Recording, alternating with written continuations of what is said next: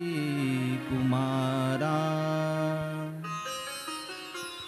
मजबरी करी कृपा दे पदांबुजी थारा करी द्वय करी पूजा वाक पुष्पार्चनाची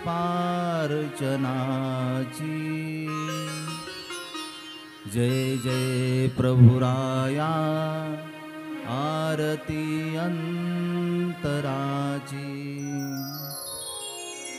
स्तवन करीन तुझे तोष होईल स्वामी जन्मुनी ऋषी वंशी वास सह्याद्री धामी उभय नट नटोनी मानवी वेशधारी विहरन करिताए गौतमी तटतीरे विहरन करिताए गौतमी तटतीरे जो परब्रह्म चंपकाचा कळा की दिव्य प्रभेचा पुतळा ना तो सर्व सुखाचा एक बळा जीव देवतासी सह्याद्री शिखरे रम्य अत्रि अनुसूयनन्दनं संवन्दे परमानन्दं श्रीदत्तात्रेयं जगद्गुरुं श्रीदत्तात्रेयं जगद्गुरुं श्रीदत्तात्रेयं जगद्गुरुं हे कृष्ण गोपाल हरे दीन दयाल हरे हरे कृष्ण गोपाल हरे दीन दयाल हरे हरे कृष्ण गोपाल हरे जय दीन दयाल हरे हरे कृष्ण गोपाल हरे जय दीन दयाल हरे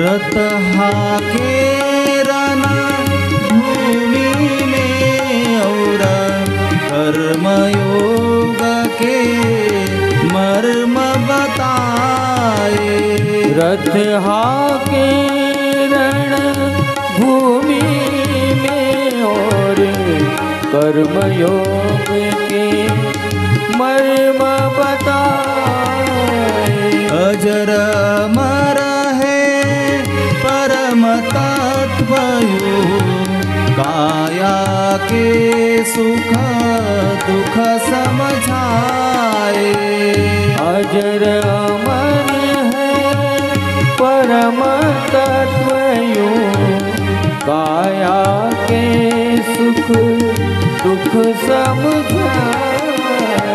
सखा सारथी शरणागत के, सखा सारथी शरणागत के, सदा प्रतिपाल हरे।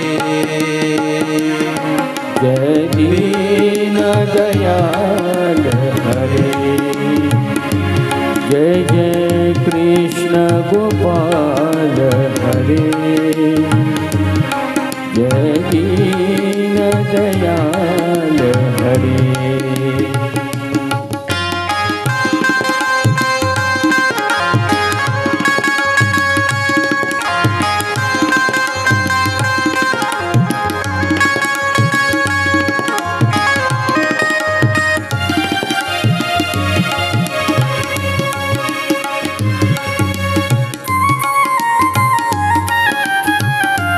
आपण सर्वांनी जर हात मोकळे जर केले ना, टाळ्या वाजवता येते, दुसरं काही नाही होणार.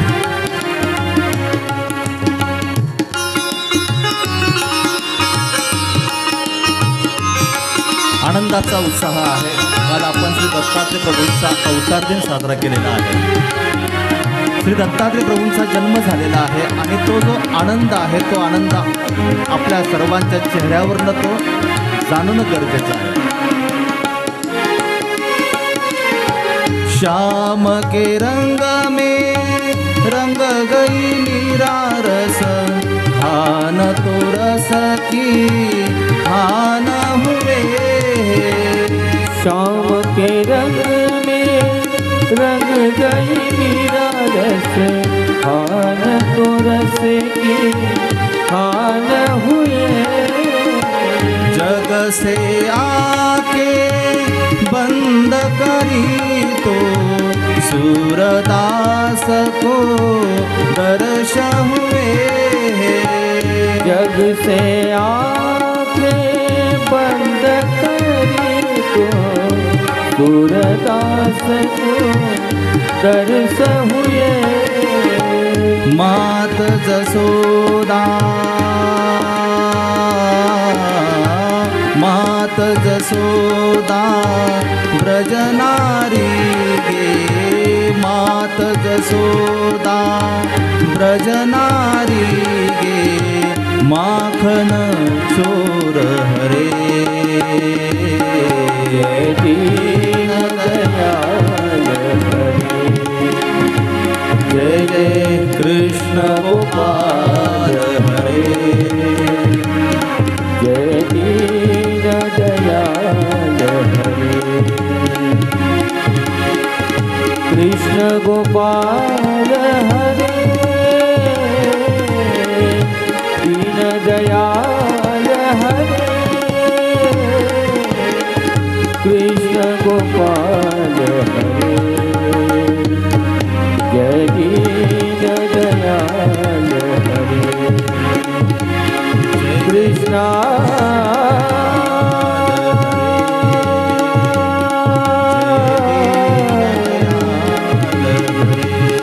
कृष्णा कृष्ण गोपाल जय दीन दयाल कृष्णा कृष्ण गोपाल हरे दीन दयाल हरे हरे हरे हरे.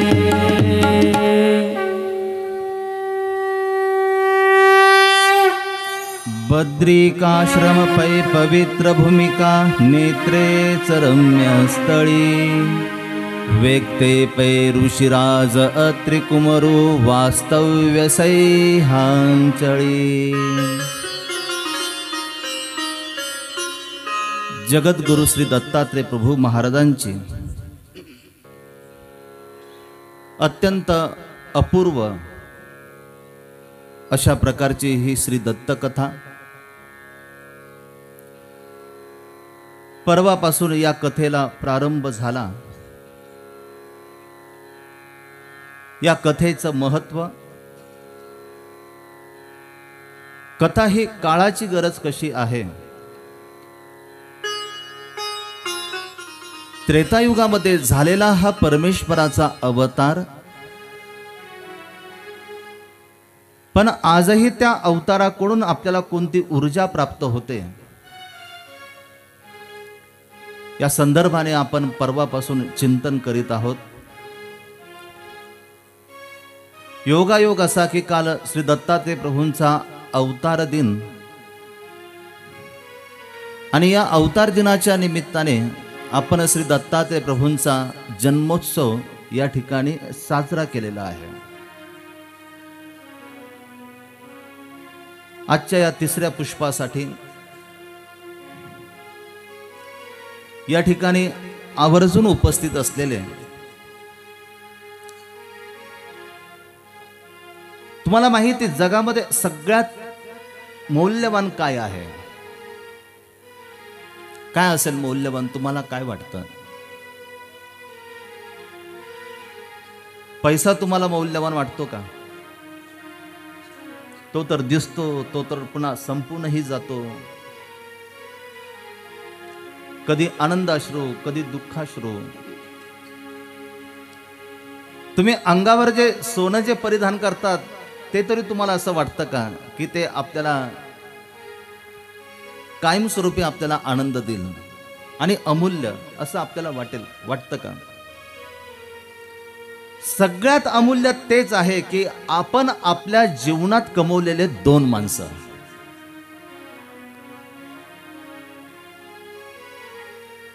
आणि त्याच्यासाठी कुठली किंमत मोजावी लागत नाही. त्याच्यासाठी आपले जे संबंध असतात, आपले जे व्यवहार असतात, त्याच्यामध्ये स्नेह असावं लागतं, त्याच्यामध्ये ममत्व असावं लागतं. एखाद्या ठिकाणी गर्दी जमा करण्यासाठी तुम्हाला माणसं बोलवावे लागतात. आता येईलच 1-2 महिन्यात, तो कालखंड काही दूर नाही. 500 रुपये, 1000 रुपये 2 तासासाठी फक्त या, बसा, कानात कापसाचे बोळे घाला, परंतु समोर मात्र बघत राहा, ऐकत राहा. आणि जीवनामध्ये असे काही माणसं आपण कमवलेले असतात की त्याचं जे मूल्य आहे ते मूल्य कुठेही होऊ शकत नाही. ते दैव दत्तपणे आपल्याला मिळालेलं ते एक नातं असतं, ते एक स्नेहाचं नातं असतं. अशा या स्नेहाच्या प्रेमापोटी या ठिकाणी उपस्थित असलेले महानुभाव पंथातील कीर्तन सम्राट,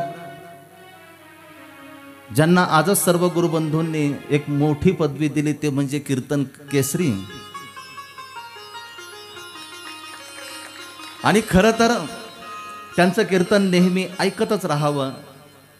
कीर्तन, भागवत असे आमचे सर्वांचे स्नेही, आदरणीय, श्रद्धेय, परमपूजनीय श्री रमेशराज दादाजी शास्त्री, एम.ए.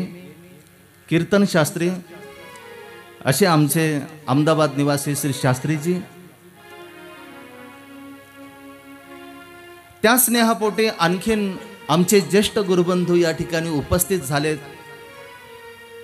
प्रत्येकाची वेगवेगळ्या प्रकारची सेवा असते. आम्ही बोलतो, परंतु आमचे शब्द संपूर्ण पंथात पसरवण्याचं जे काम करतात आणि अत्यंत अमूल्य अशा प्रकारची सेवा करतात, ते आदरणीय श्रद्धेय श्री तपस्वीराज दादाजी राहेरकर आणि सश्रद्ध भावनेने जमलेले आपण सर्वच. आपला चेहरा असा आज उदास का बरं वाटतंय? काही कळत नाही मला. आपल्या घरामध्ये मुलगा जन्माला आल्यानंतर आपण असे उदास असतो का बरं? मी तर तुम्हाला कालही सांगितलं, काय असतं, म्हातारपणाची काठी लगेच आपले विचार सुरू होतात का नाही? मग आज आपण एवढे असे शांत का बसले? अरे झाला, कालच दत्तात्रय प्रभूंचा जन्मही झाला आणि कालच आपण महापूजा सुद्धा केली. आता पुढे जायचं ना आपल्याला. श्री दत्तात्रय प्रभूंच्या लीळा आता पुढे आपल्याला श्रवण करायच्या ना.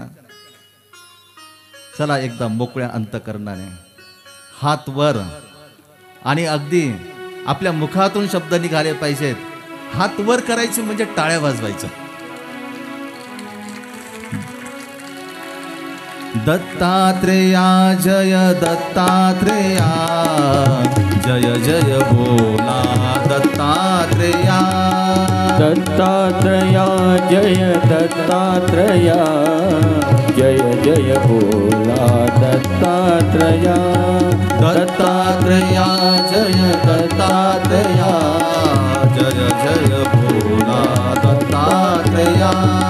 दत्तात्रेया जय दत्तात्रेया जय जय बोला दत्तात्रेया. दत्तात्रेया जय दत्तात्रेया जय जय बोला दत्तात्रेया.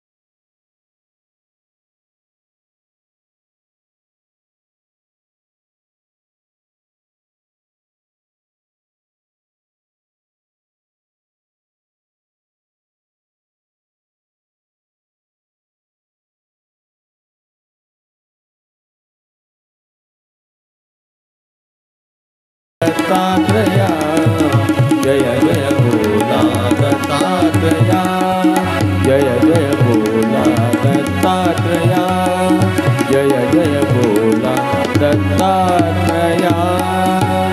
100 वर्षाची तपश्चर्या अत्रि ऋषींनी केलेली होती.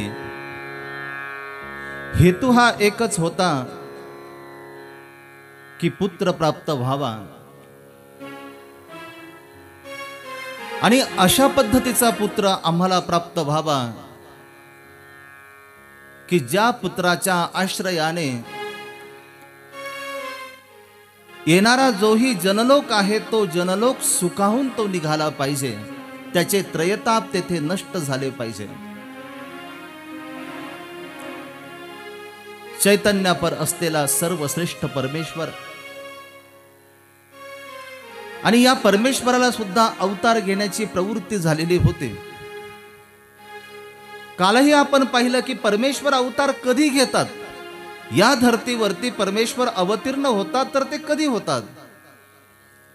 ज्या वेळेला धर्माला ग्लानी येते, धर्मापेक्षा अधर्माचा संचार या धर्तीवरती अधिक प्रमाणामध्ये वाढू लागतो आणि अधर्माचा नाश करण्यासाठी आणि धर्माची पुनर्स्थापना करण्यासाठी परमेश्वराला अवतार धारण करावा लागतो.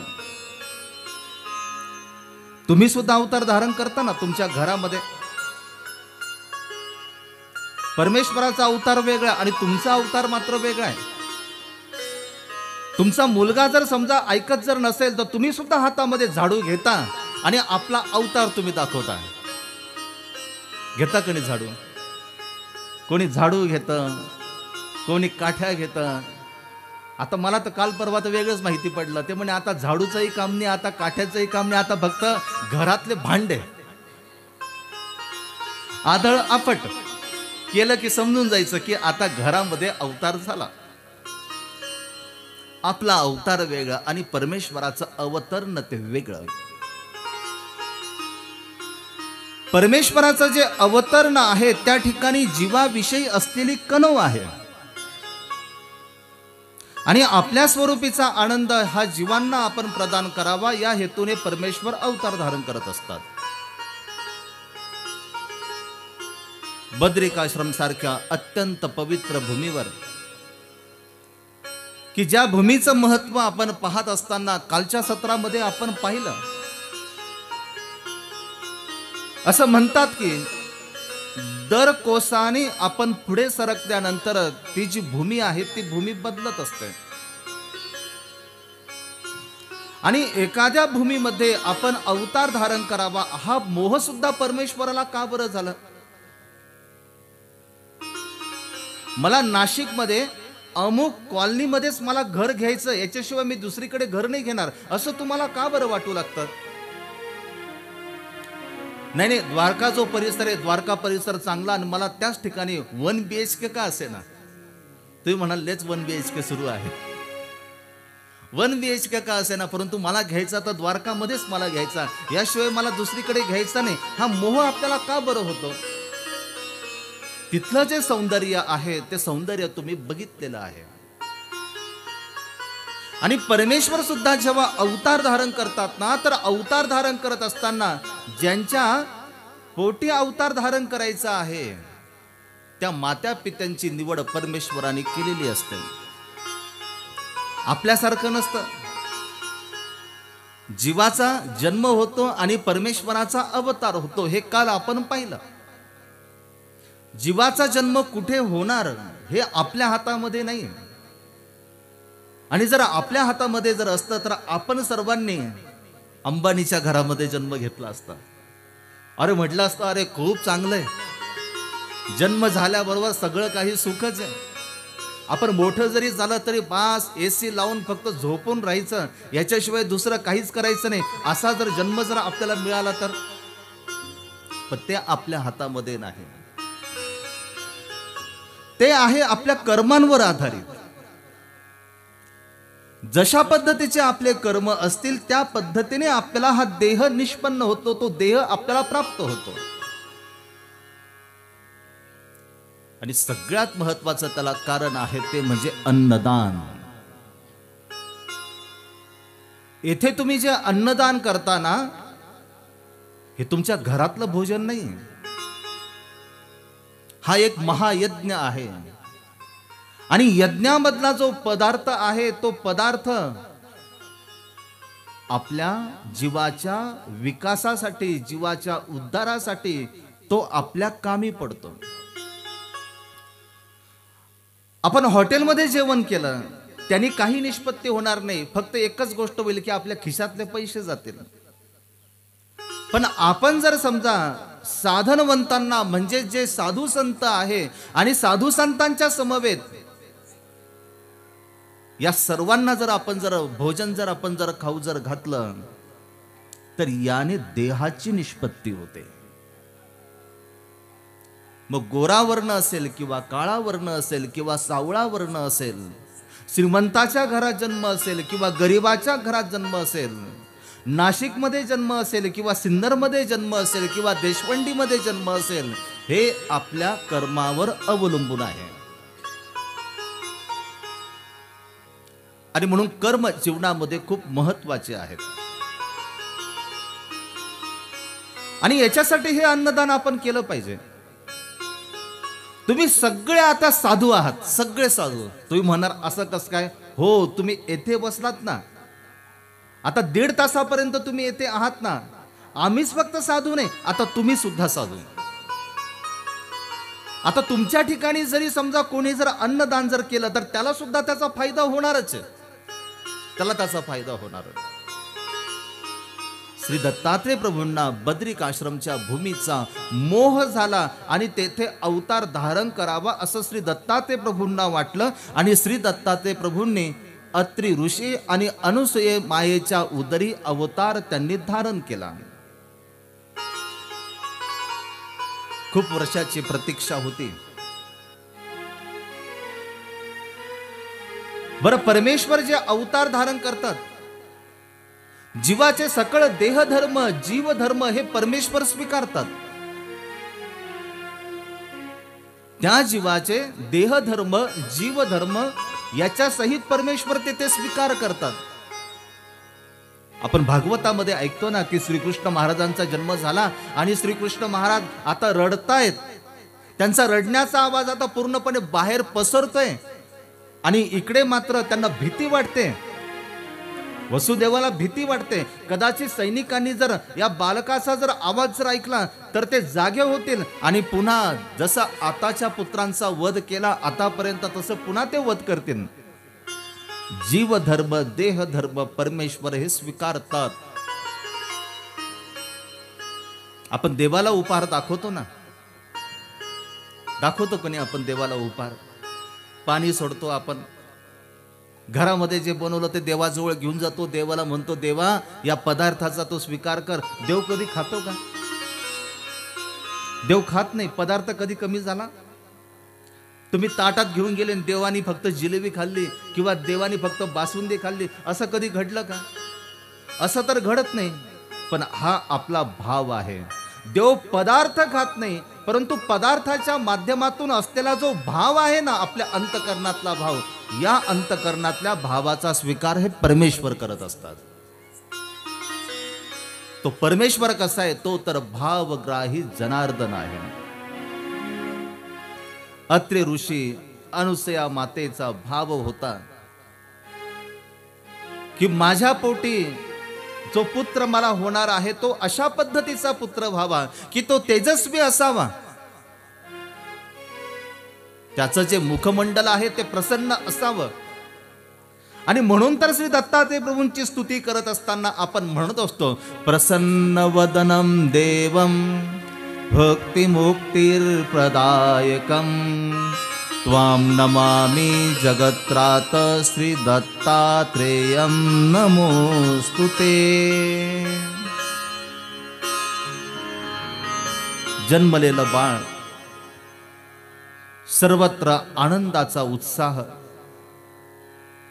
स्वर्गातल्या देवता लोक त्या स्वर्गातून आकाशातून पुष्पांची पुष्पवृष्टी त्या श्री दत्तात्रय प्रभूंच्या त्या बाळाच्या बालमूर्तीवर फुलं तेथे समर्पित करत आहे.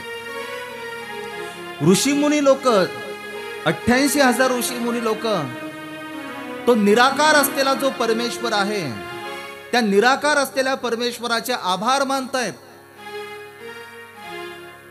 आमची प्रत्येकाची इच्छा होते देवा या बद्रिकाश्रमच्या भूमीमध्ये रांगणारं कोणीतरी असावं. या माता अनुसयेच्या उदरामध्ये कोणीतरी जन्म तो घेतला पाहिजे, कोणीतरी तो जन्म घेतला पाहिजे. देवा ती इच्छा तू आज माझी पूर्ण केलेली आहे. या माता अनुसयेच्या उदरी साक्षात परमेश्वराने अवतार धारण केलेला आहे.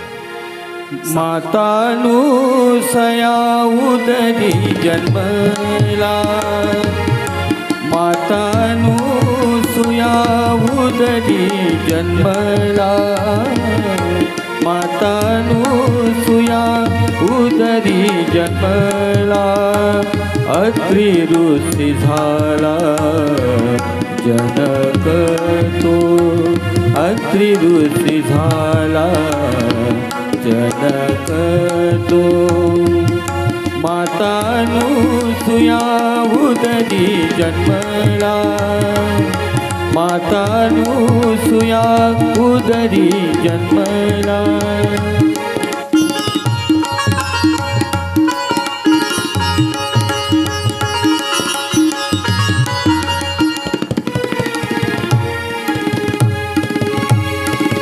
तपी योगी ध्याती तुझ निरंतर, तुझ निरंतर. तपी योगी ध्याती तुझ निरंतर, तुझ निरंतर. निद्रा ते माहूर स्थान आहे, निद्रा ते माहूर स्थान आहे. माता अनुसया उदरी जन्मला, माता अनुसया उदरी जन्मला, माता अनुसया उदरी जन्मला.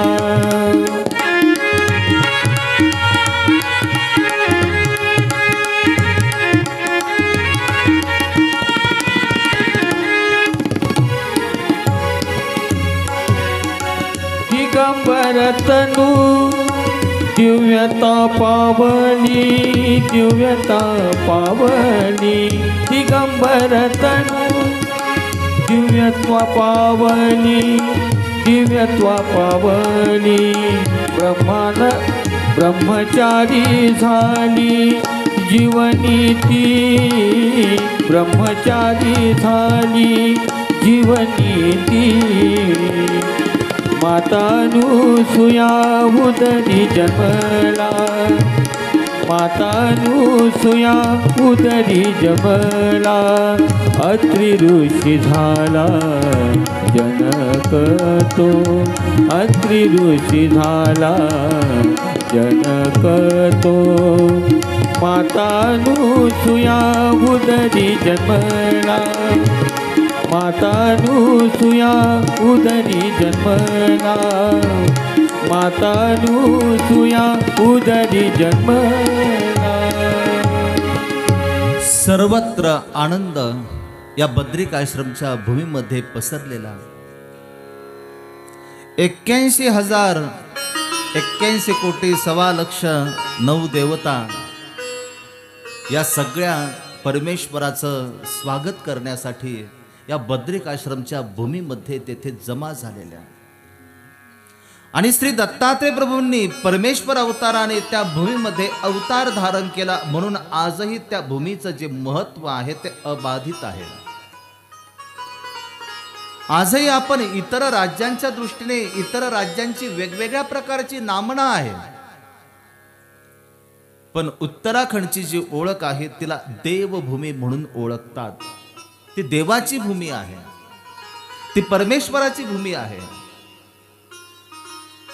आणि देवाच्या भूमीमधले हे सगळे साधक हे कसे असतील बरं? या देवाच्या भूमीमधले जे राहणारे जे मनुष्य आहेत ना, यांचं एक वैशिष्ट्य सांगू तुम्हाला. आणखीन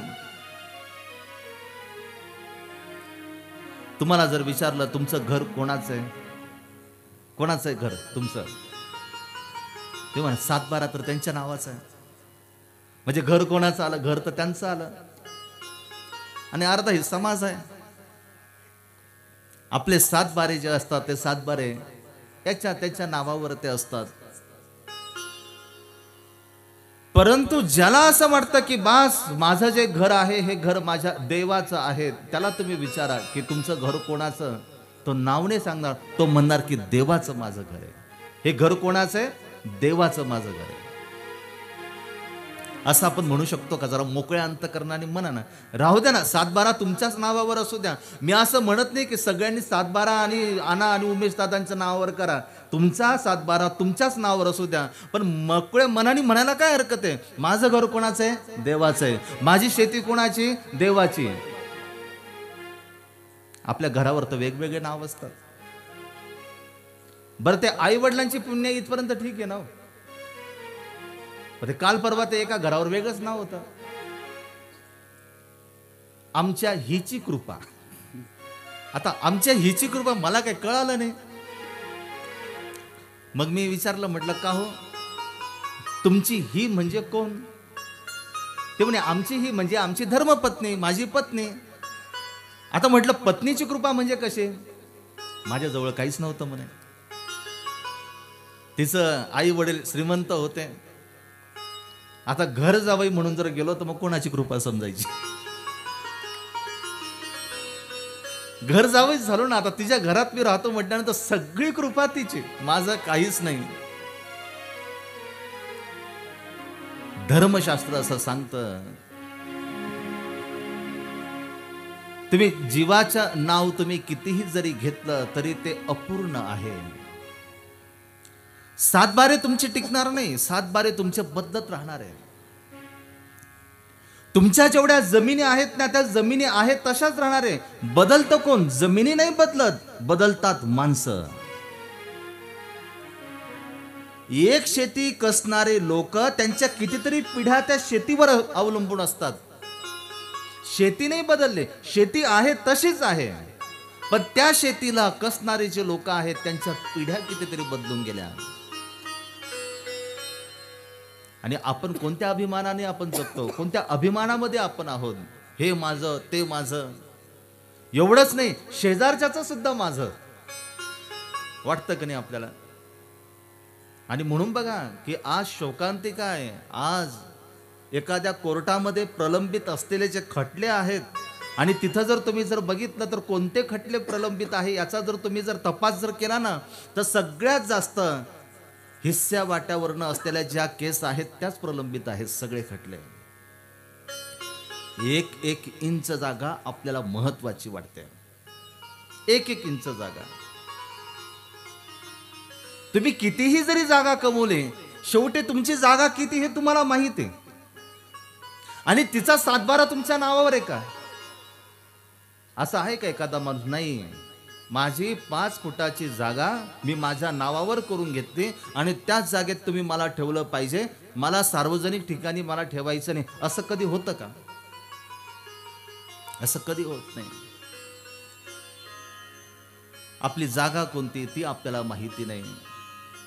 जन्म आपला कुठे होणार ते आपल्याला माहिती नाही. आपला मृत्यू कुठे होणार ते आपल्याला माहिती नाही. आणि कोणत्या जागेत आपल्याला ठेवलं जाणार आहे ते सुद्धा आपल्याला माहिती नाही. परमेश्वराचं मात्र तसं नाही. परमेश्वराला जर अवतार जर घ्यायचा तर मला कुठे अवतार धारण करायचा, कोणाच्या पोटी मला अवतार धारण करायचा, आणि अवतार धारण करण्याच्या आधी मला कोणतं कार्य करायचं हे सुद्धा परमेश्वराचं नियोजित असतं. देवता लोकांचं तसं नाही.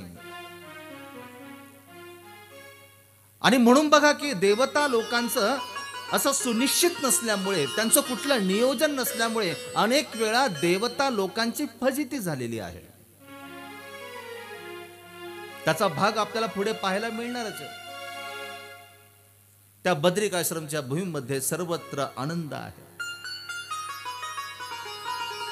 भृग ऋषी ज्यांचं नाव या बद्रिकाश्रमच्या भूमीमध्ये आणि या संपूर्ण भारत खंडामध्ये ज्यांचं नाव अत्यंत आदराने घेतल्या जायचं, विनम्र वृत्ती, तपस्वी, स्मित अशा प्रकारचं त्यांचं वर्तन, आणि भृग ऋषींना निमंत्रण दिल्या गेलं बाळाचं नाव ठेवण्यासाठी. भृग ऋषी अत्यंत आनंदाने आले. त्यांनी बाळाकडे बघितलं आणि बाळाकडे बघितल्याबरोबर अत्रि ऋषीला म्हणतात की नाही, तुला काहीतरी दृष्टांत जाणवला असेल. आधी काय दृष्टांत जाणवला मला सांग एकदा, मला त्या प्रभूच्या लीळा मला एकदा ऐकू दे. अत्रि ऋषींनी सांगितलं, मी तपश्चर्या करत होतो. 100 वर्ष एका पायावर उभं राहून तो निराकार असलेला जो परमेश्वर आहे त्या परमेश्वराची मी उपासना करत होतो. आणि एका दिवशी मला त्या आकाशातून एक असा लख्ख प्रकाश निघालेला आहे की त्याच्या शुभ्रतेचं, त्याच्या चकाकीचं वर्णन केल्या जाऊ शकत नाही. आणि तो प्रकाश माझ्या ओंजळीमध्ये तो विसावला. आणि त्या दिवशी अनुसूयेने मला आनंदाची वार्ता माझ्या कानावर ठेवली. भृग ऋषींनी बाळाचा हात बघितला. भृग ऋषी म्हटले अत्रि ऋषींना, तुमच्या पोटी जे बाळ जन्माला आलेलं आहे ते सर्वसामान्य बाळ नाही. 32 लक्षणे असलेली ती बाळाची श्रीमूर्त. 32 लक्षण म्हणजे माहिती तुम्हाला, सौंदर्याचे 32 लक्षण शास्त्रामध्ये सांगितलेले आहे. आपण कितीही जरी मेकअप केला ना तरी त्यातलं एकही लक्षण परिपूर्ण होऊ शकत नाही. एकही लक्षण नाही. आणि परमेश्वराची श्रीमूर्त कशी, ती तर 32 लक्षणे असलेली परमेश्वराची श्रीमूर्त आहे. त्या श्रीमूर्तीकडे पाहतात भृग ऋषी. त्या चेहऱ्यावर असलेलं जे सौंदर्य आहे त्या सौंदर्याकडे बघून काही क्षण आपण कोणाला पाहत आहोत, आपण कोणाची श्रीमूर्त डोळ्यासमोर आपण पाहत आहोत हे सुद्धा ते विसरून गेले. त्यांचं मन पूर्णपणे वेधल्या गेलं. श्री दत्तात्रय प्रभूंच्या श्री मूर्तीकडे बघून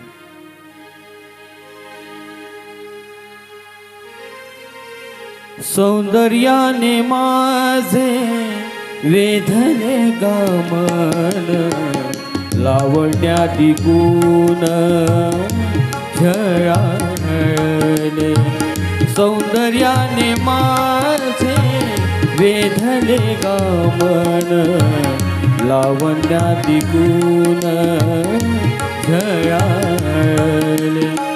लावण्याती गुण छळाले, लावण्याती गुण छळाले.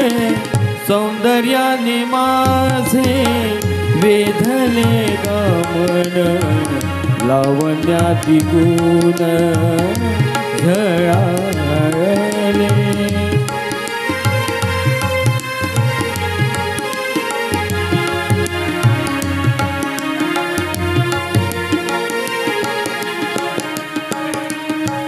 त्याच्या औदार्याचे दान मी घेतले, त्याच्या औदार्याचे दान मी घेतले.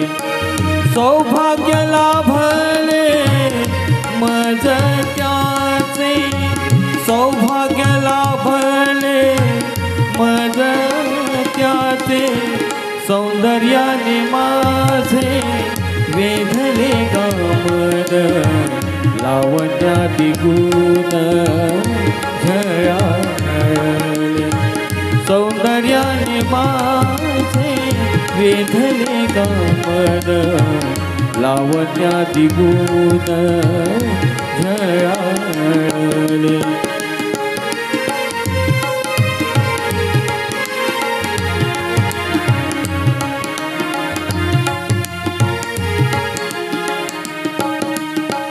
दयामया त्याची सद्या मजवर, दयामया त्याची सदा मजवर. कृपेचा सागर पावला तू, कृपेचा सागर पावला तू. सौंदर्याने माझे वेधले गमन, लावण्याती गुण छळाले. सौंदर्याने माझे वेधले गमन, लावण्याती गुण छळाले. भृग ऋषींनी आपले दोन्ही हात त्या बाळाच्या समोर जोडलेले आहेत. भृग ऋषींना थोडी शास्त्राची जाण होती आणि भृग ऋषींनी तेव्हाचा जो वर्तमान असलेला काळ आहे तो त्यांनी चांगल्या पद्धतीने तो जाणलेला होता. त्यांना माहिती होतं की परमेश्वर नक्कीच या धर्तीवरती अवतीर्ण होणार आणि त्यांची खुणगाठ पक्की झाली की इथे साक्षात परमेश्वर अवताराने अवतार धारण केलेला. बाळाचं नामकरण काय करायचं आपल्यामधला गोड विषय असतो. बाळ जन्माला आल्यानंतर एकूण किती संस्कार सांगितले हिंदू संस्कृतीमध्ये? 16 प्रकारचे संस्कार सांगितले हिंदू संस्कृतीमध्ये. आणि त्यातला जो पहिला जो संस्कार आहे तो म्हणजे नामकरण. बारसं करतो ना आपण, तुमच्या नाशिककडे करतात का नाही करत बारसं? बारसंच म्हणतात ना त्याला, का दुसरं नाव काय? नाही तर तुम्ही म्हणायचं आमच्याकडे काहीच करत नाही बाबा, काय सांग, असं नको व्हायला आहे ना, मला सांगत जा काही जर चुकलं तर. भृग ऋषींनी विचार करतात की नाव काय ठेवायचं.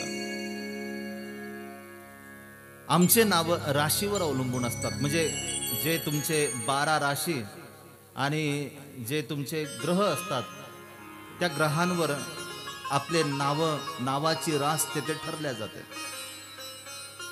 भृग ऋषींना मोठा प्रश्न पडला, काय नामकरण करायचं, तर नेमकं काय नामकरण करायचं? जो सगळ्या राशींचा मालक आहे, जो सगळ्या ग्रहांचा मालक आहे, आता सगळ्या ग्रहांचा मालक म्हटल्यानंतर शनीला घाबरण्याची गरज नाही, मंगळला तर अजिबात घाबरायची गरज नाही. घाबरतो आपण, फक्त सांगू द्या तुमच्या माग शनी लागला, शनी म्हटलं की आपल्या जीवनाची पूर्ण शनीच होऊन जाते. आणि मंगळ जर म्हटलं तर आपण मंगळच करत बसतो. तसे तुम्ही खूप भाग्यवान आहे, तुमच्याकडे सगळं काही आहे तुमच्या जिल्ह्यामध्ये नष्ट करण्यासाठी. परमेश्वराचं तसं नाही. भृग ऋषी विचार करतात की नामकरण करायचं, नाव काय ठेवायचं या बाळाचं, जो सगळ्या राशींचा मालक आहे, सगळ्या ग्रहांचा मालक आहे, आणि त्याचं नामकरण आता एखाद्या राशीवरनं किंवा अनुकूल ग्रहावरनं त्याचं नामकरण ठेवायचं नाही, असं नाही होणार. संदर्भ सांगितलेला होता अत्रि ऋषीने की आकाशातून दिव्य अशा प्रकारचा प्रकाश त्यांच्या हातामध्ये विसवला आणि मग त्यांच्या लक्षात आलं की नाही, हा परमेश्वराने निराकार असलेला जो परमेश्वर आहे त्या परमेश्वराने अत्रि ऋषींना व्यक्त होऊन दिलेला हा अवतार म्हणजे प्रसाद आहे. परमेश्वराचा प्रसाद, परमेश्वराचा प्रसाद तो परमेश्वरानेच दिला आपल्याला, तो आपण नाही घेतला देवाकडून. नाहीतर आपले प्रसाद कसे असतात. आज यात्रा होती आणि आमची सगळी स्नेही मंडळी म्हटली की यात्रेला चला. मग आम्ही गेलो यात्रेला. यात्रेला गेल्यानंतर तिथं बघितलं अनेक नारळ फोडलेले होते, नारळाचं पाणी पूर्णपणे पसरलेलं होतं. देवाजवळ गेलो, देवाजवळ खोबऱ्यांचे तुकडे, प्रसाद तेथे पडलेला होता.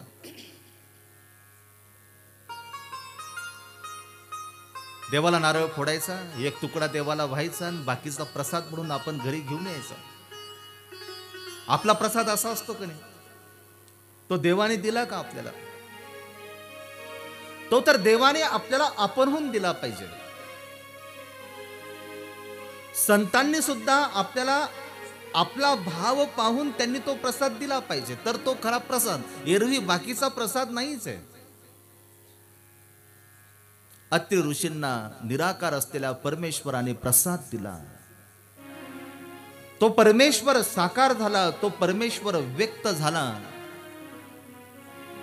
भृग ऋषी म्हटले की नाव ठेवायचं बाळाचं. पहिलं नामकरण केलं बाळाचं, ते म्हणजे दत्त. दत्त म्हणजे दान दिलेला. दत्तात्रय प्रभूंचं नाव काय, फक्त दत्त आहे. दत्त म्हणजे दान दिलेला, जो जीवाला देतो. आणि त्याला आत्रेय, अत्रि ऋषींचा पुत्र म्हणून दत्तात्रेय. ज्याला घेणं माहिती नाही त्याला फक्त देणं माहिती आहे. तुम्हाला देवता आणि परमेश्वर भक्ती या दोन्ही भक्तीतलं फक्त तुम्हाला थोडस एक वेगळीकता सांगतो. देवता काहीतरी घेते, मग थोडंफार जीवाला देते. परमेश्वर जीवाकडून काही घेत नाही, परमेश्वराला फक्त देणं माहिती असतं. आणि म्हणून परमेश्वराला नवस करण्याची गरज नाही.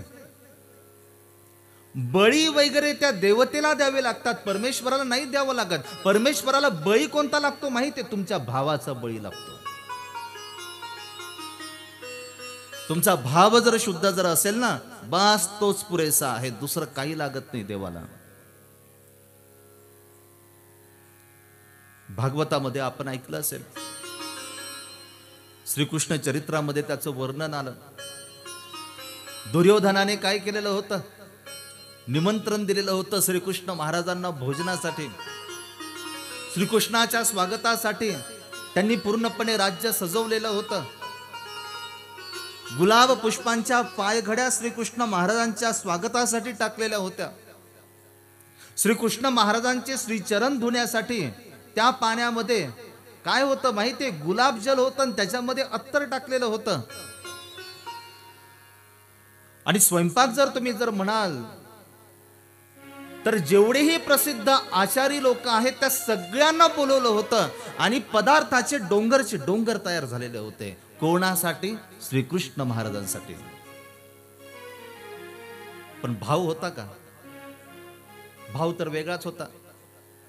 मला माझी ताकद दाखवून द्यायची श्रीकृष्णाला, माझं जे वैभव आहे ना ते वैभव मला दाखवून द्यायचं ते श्रीकृष्णाला. आणि काय झालं तुम्हाला माहिती? श्रीकृष्ण महाराज रथामध्ये बसले.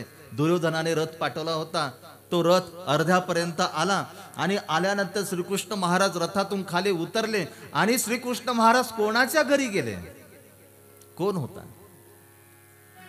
सांगा ना आपण, कोण होता? कोण? विदुर. त्यांच्या घरी गेले. काय होतं बरं त्यांच्या घरी? 7-12 त्यांच्या नावावर होता, 4-5 एकर त्यांच्या नावावर होती जमीन. अरे त्याला राहण्यासाठी घर सुद्धा नव्हतं, ते स्वतःच्या मालकीचं नव्हतं. त्यांच्या घराला भिंती नव्हत्या, नुसते पडदे होते. त्यांच्या घराचा स्लॅब नव्हता, ठिगळ लावलेले जे जाड पडदे ते फक्त स्लॅब म्हणून लावलेले होते. त्या घराला दरवाजा नव्हता. आणि अशा घरामध्ये जाण्याचा मोहच तो श्रीकृष्ण महाराजांना झाला. कशाचा देव भुकेला आहे? तुमच्या भावाचा भुकेला आहे. इकडे ऐश्वर्य आहे, इकडे संपत्ती आहे, इकडे वैभव आहे, पण नाही जाऊ वाटलं श्रीकृष्ण महाराजांना. विदुराजकडे आदर आहे, श्रीकृष्ण महाराजांकडे आपलं दुर्योधनाकडे आदर नाही, तर काय आहे? अभिमान आहे. आणि ज्या वेळेला विचारलं दुर्योधनाने श्रीकृष्ण महाराजांना की तू तिकडे का गेला, त्यावेळेला श्रीकृष्ण महाराजांनी उत्तर दिलं, भोजनम किं पुष्यसी राजा, आदरम किं न पुष्यसी, भोजनम गत जीर्णानि, आदरम अजरामरम. तुम्ही आदर कसा करता त्याच्यावर सगळं अवलंबून आहे. तुम्ही जेव काय घातलं ते महत्वाचं नाही. तुम्ही पुरणपोळी केली, पण ती पुरणपोळी वाढताना तुम्ही प्रेमाने नाही वाढली, तुम्ही फेकून दिली. हा पाहिजे का? हा घेऊन टाका. ती पुरणपोळीमध्ये 2 किलो जरी साखर ओतलेली असेल ना कुठून, फायदा नाही. ती पुरणपोळीचा एक घास खात असताना ती गोड जरी असली, तिचं मूळ स्वरूप गोड जरी असलं, खाणाऱ्याला मात्र त्याची गोडी नाही लागणार. आणि जिथं प्रेम असतं तिथं 2 दिवसाची भाकर सुद्धा गोड लागते, कारण ती प्रेमाची असते. त्या भाकरीवरची जी थाप आहे ना, ती वात्सल्याची थाप आहे, ती प्रेमाची थाप आहे. आणि ती भाकर आपल्याला गोड वाटते. वाटते का नाही वाटत? आपल्याला गोड वाटते ना. आपल्याला परमेश्वर भावाचा भुकेला आहे. आणि म्हणून परमेश्वराला देणं माहिती आहे, परमेश्वराला घेणं माहिती नाही. देवता जीवाकडून काहीतरी घेते आणि घेतल्यानंतरही तत्साजात्य फळ त्याला देत नाही. त्याला देते तर थोडंफार त्याला देते.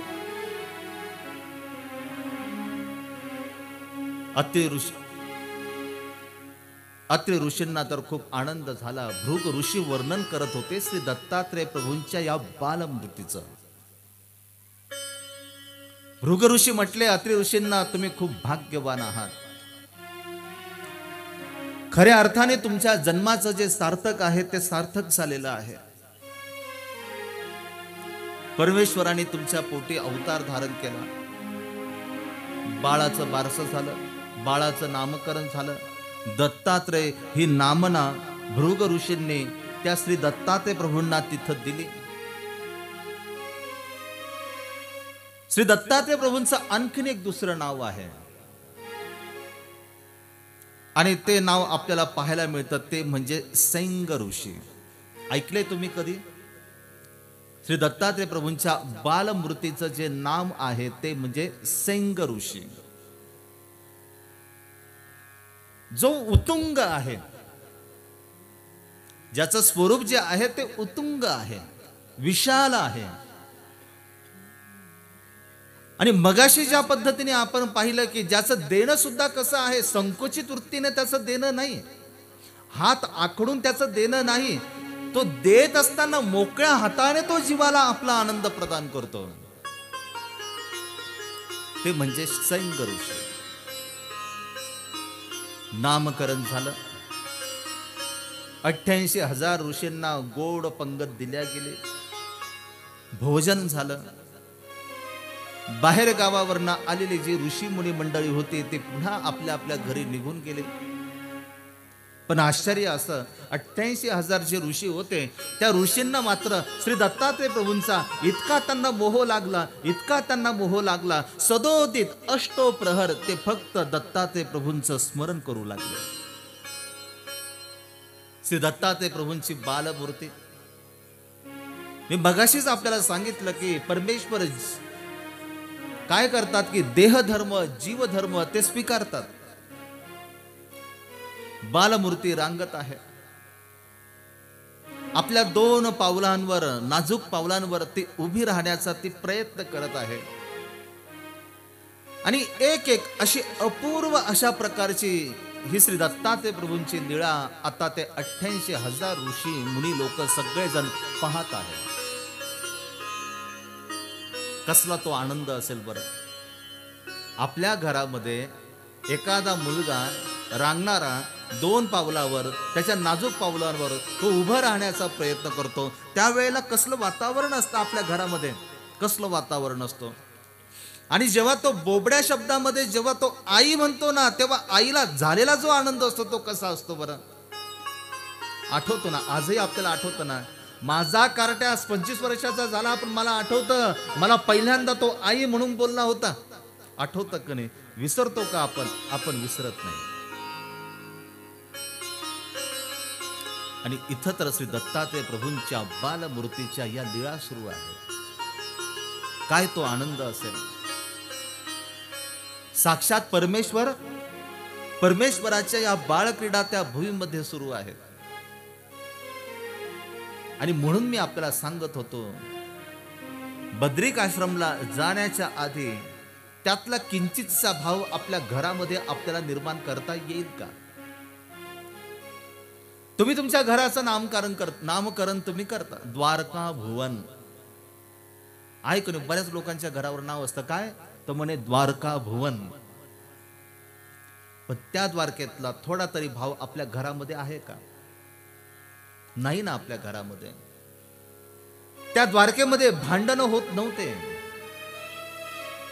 त्या द्वारकेमध्ये सदोदित परमेश्वराचं स्मरण केलं जायचं. त्या द्वारकेमध्ये एखादं संकट आल्यानंतर त्यांना पूर्णपणे विश्वास होता की माझ्यावर आभाळा एवढं जरी संकट आलं तरी माझा द्वारकाधीश समर्थ आहे, तो माझ्या संकटाचं निवारण करणार, माझ्या केसालाही तो धक्का लागू देणार नाही. आपल्या घरावर नाव असतं द्वारका भुवन. आणि आपल्या घरामध्ये असंख्य कटकटी असतात. कसं काय तुमचं नाव आणि घर कसं ते सार्थक होणार.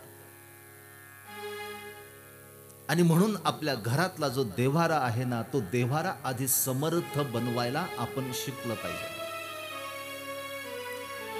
घर बांधलं 50 लाखाचं, देव्हारा कुठे येतं म्हटले किचन मध्ये असतो ना. किचन मध्ये जुन्या घरातील देव्हारा उचलून आणतो, नवीन घरामध्ये ठेवून देतो. आपल्या जुन्या वस्तू, जुन्या घरातील जर वस्तू जर असल्या तर त्या आपण काय करतो, मोडून टाकतो किंवा कोणाला तरी देऊन टाकतो. त्या आपण आणत नाही घरामध्ये. आपण सगळं काही नवीन पाहतो. नवीन घरामध्ये सगळं काही नवीन आलं पाहिजे असं आपण म्हणतो. आणि देव्हारा मात्र देवाचा नाही, चांगला आहे, लाकडी जुना आहे, आमच्या आजोबांपासून आहे, त्यांची आठवण आहे. का बरं तेवढीच आठवण होती का फक्त? दुसऱ्या आठवणी नव्हत्या त्यांच्या?